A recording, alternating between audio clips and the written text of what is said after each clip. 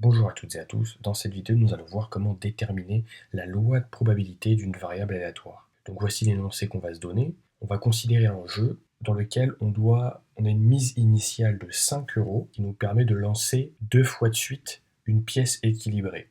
Et il y a plusieurs cas de figure et on gagne 4 € par pile qu'on a obtenu. Donc soit j'ai obtenu aucun pile et je gagne 0 €, soit j'ai obtenu un pile et je gagne 4 €, soit j'ai obtenu 2 piles et je gagne 8 €. Tout ça en ayant misé 5 € initialement. Et on note grand X, la variable aléatoire, qui me donne le gain à ce jeu, en ayant pris en compte la mise, en ayant pris en compte les 5 € de la mise. Et la question qui m'est posée ici, c'est de déterminer la loi de probabilité de grand X, c'est-à-dire dresser, généralement c'est sous forme d'un tableau, qui me donne les valeurs que peut prendre grand X, et les probabilités que grand X prenne ces valeurs. Donc allons-y. Donc comme j'ai dit, généralement on va donner ça sous forme d'un tableau.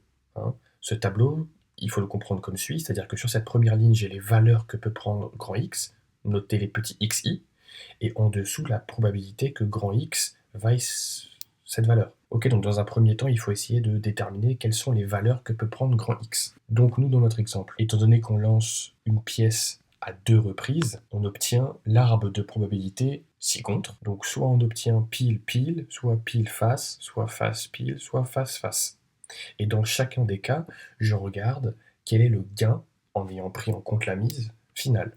Donc si j'ai fait pile-pile, pour chaque pile, j'obtiens 4 €, donc j'obtiens 4 plus 4, moins les 5 € que j'ai misés à la base. Et donc, in fine, j'en ressors de ce jeu avec 3 € gagnés. Si j'ai fait pile-face, j'ai gagné 4 plus 0, moins les 5 € initiales, j'ai perdu 1 € globalement.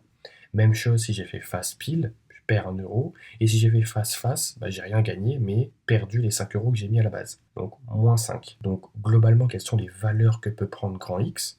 Quels sont les gains algébriques que je peux avoir en jouant à ce jeu? Soit plus 3 €, soit moins 1 €, soit moins 5 €. Donc, grand X peut prendre les valeurs suivantes, moins 5, moins 1 et 3. Maintenant, il faut déterminer quelle est la proba que X vaille moins 5, quelle est la proba que X vaille moins 1, et quelle est la proba que X vaille 3. La proba que X vaille moins 5, pour que X vaille moins 5, il faut avoir eu face-face. Et ça, c'est 1 demi multiplié par 1 demi, donc 1 quart. Ensuite, la proba que X vaille moins 1.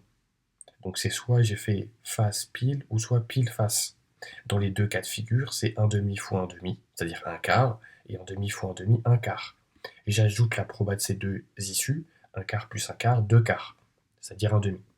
Et finalement, la proba que X vaille 3, pour que X vaille 3, il faut avoir obtenu pile-pile, c'est-à-dire en probabilité 1 demi fois 1 demi, c'est-à-dire 1 quart.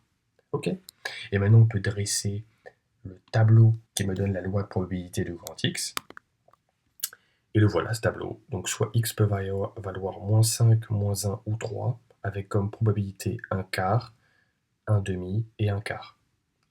Maintenant, à toi de jouer, je te laisse mettre sur pause et essayer de résoudre cet exercice de la même manière que ce qu'on a fait précédemment, avant de regarder la correction. Donc allons-y, ici on lance un dé équilibré à 6 faces. Si on obtient un nombre impair, on perd 3 €, sinon on gagne la valeur du numéro de la face. Donc si c'est un nombre impair, moins 3 €, si c'est un nombre pair, je gagne ce qu'il y a sur la face. Il faut déterminer la loi de proba de la variable aléatoire grand X qui me donne le gain algébrique de ce jeu. Très bien, donc d'abord regardons, suivant toutes les phases du dé, quel gain j'obtiens à la fin. Donc si le dé tombe sur 1, étant donné que 1 c'est un nombre impair, je perds 3 €.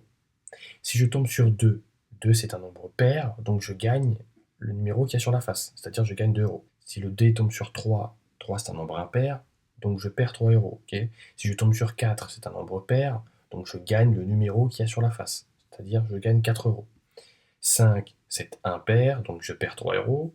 Et 6, c'est pair, donc je gagne le numéro de la face, c'est-à-dire je gagne 6 €. Globalement, quelles sont les valeurs possibles pour grand X? Soit grand X est égal à 2, soit il est égal à 3, soit il est égal à 4, soit à 6. Il n'a que 4 valeurs possibles. 2, 3, 4 et 6. Maintenant, pour dresser le tableau qui modélise la loi de probabilité de grand X, il me faut la proba que X soit égal à 2, la proba que soit égal à 3, la proba que soit égal à 4 et la proba que soit égal à 6. Donc la proba que soit égal à 2, quand est-ce que le gain est égal à 2? Lorsque la face obtenue c'est 2. Il y a un seul cas de figure, c'est lorsque j'obtiens 2. Donc 1 sur 6. La proba que grand X soit égal à 3, il y a 1, 2, 3 faces, donc 3 sur 6, c'est-à-dire 1,5. Proba que grand X soit égal à 4, il y a une seule face, donc 1 sur 6. Et la proba que grand X soit égal à 6, il y a une seule face qui me donne 6, donc 1 sur 6. Et ça, c'est parce qu'on est dans une situation d'équiprobabilité. Hein. Chacun de ces événements est équiprobable. Le dé est équilibré. Et donc maintenant, on peut remplir notre tableau qui me donne la loi de probabilité de grand X. Donc sur la première ligne, les valeurs que peut prendre grand X. Et sur la deuxième ligne, les probabilités que grand X vaille cette valeur. Donc la proba grand X peut valoir 2 avec proba 1 sixième, valoir 3 avec proba 1 demi, etc., etc. Ok, voilà, donc c'était tout pour cette vidéo. J'espère qu'elle aura pu t'aider. Bon courage dans tes révisions et à bientôt.